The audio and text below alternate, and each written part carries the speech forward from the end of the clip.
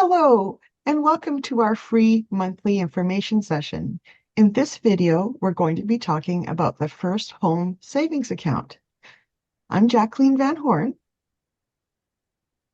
and with me today are Annie Coulierier and Jane Hanforth.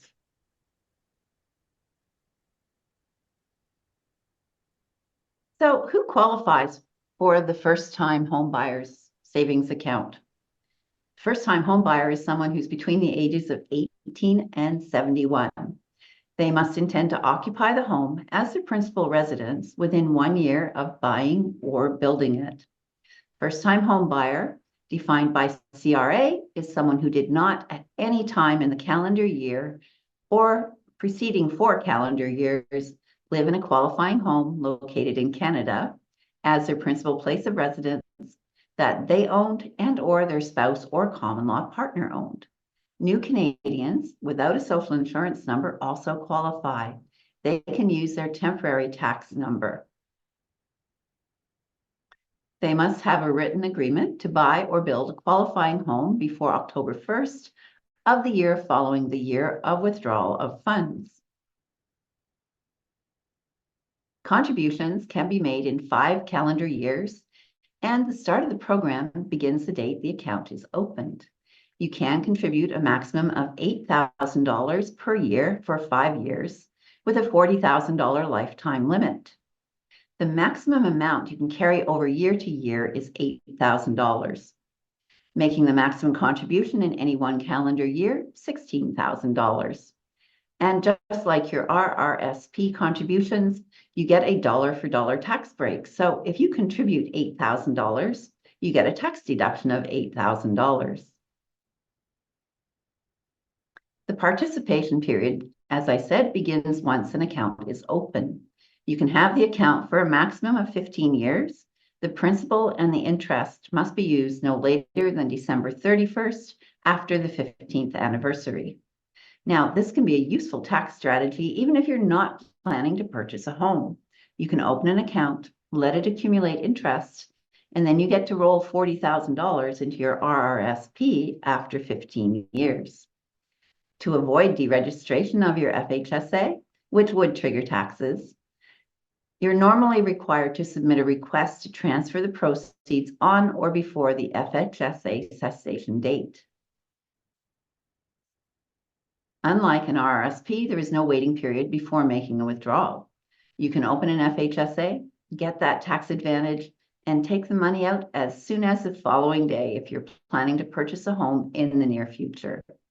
Unlike the home buyer's plan, withdrawals do not need to be repaid or wait to withdraw.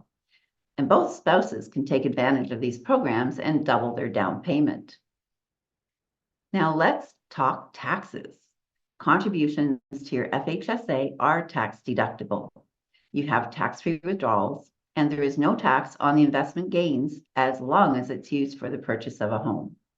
Accruing interest is why you want to invest your money in an appropriate investment rather than open an FHSA at the bank, because you want to earn on your investments, not have the bank earn on investments and pay you very little to use your money. So what type of investments? If it is very short term, of course, say you're purchasing your home in the very near future, but want to take advantage of that tax deduction for the calendar year, well, then you'd put it into a short-term investment. Otherwise, there are many types of investments you can use. Some of them are mutual funds, stocks, bonds, etc. But let's talk a little bit about segregated funds, which are like mutual funds, but with an insurance wrapper. So if you think of an orange, the investment is in the middle. Like a mutual fund, a managed portfolio fund chosen to match your risk tolerance. The insurance wrapper is like the skin of the orange, and it offers protection. You have the 3 Ps. Your segregated fund will bypass probate, you have privacy, and you have protection from creditors. GIAs, guaranteed interest account, which are very similar to the GICs you get at the bank, but again, they have that same insurance wrapper. There are things not to do with your FHSA. So do not over-contribute. Don't make unrelated withdrawals because you don't get that contribution room back. Don't make spousal contributions. Don't make third-party contributions, and don't make contributions from your RRIF.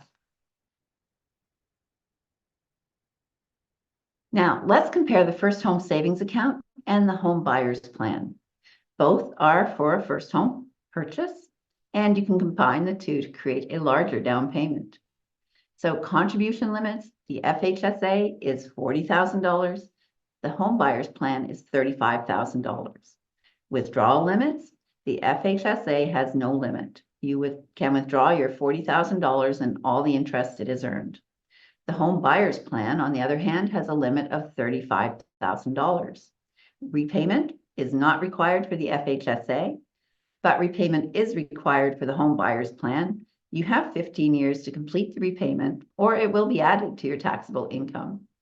And you also have no waiting period for withdrawal with your FHSA, and the home buyer's plan, you have to wait 90-day period. So to summarize, FHSA is a great way to save within an investment account for your first home.